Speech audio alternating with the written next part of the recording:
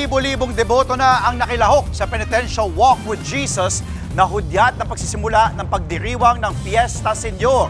At live mula sa Cebu City, nasa frontline ng balitang yan, si News 5 Visayas correspondent John Aroa. John, maayong buntag kapatid, kamusta ang naging sitwasyon at prosesyon dyan sa Cebu? Napuno ng tao ang kahabaan ng Fuente Los Piñas para sa taon ng Walk with Jesus na bahagi ng Fiesta Señor. Bitbit ang kanila mga kandila, nagdadasal at sila nagposisyon sa Fuente Los Piñas sa uptown area ng Cebu City. May nandi mga nagdala ng pansin sa imahe ng Senior Santo Niño. Hudyat ang Walk with Jesus o penitential procession ng pagsisimula ng pista ng Senior Santo Niño o Sidolog Festival dito sa Cebu. Sumisimbolo ito ng paglalakbay kasama si Jesus bilang tanda ng pananampalataya at pagsisisi. Isa ito sa pinakamahalagang tradisyon bago ang mismong selebrasyon ng sinulog.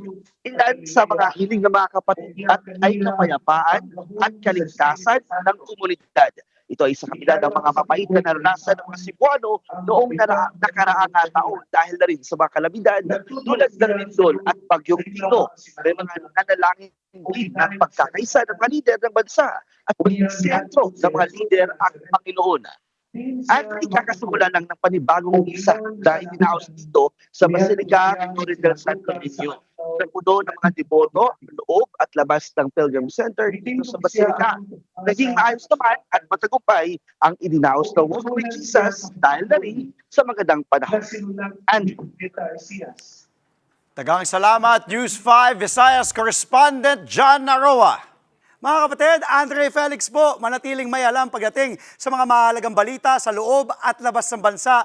Mag-follow at mag-subscribe na po sa social media pages ng News 5.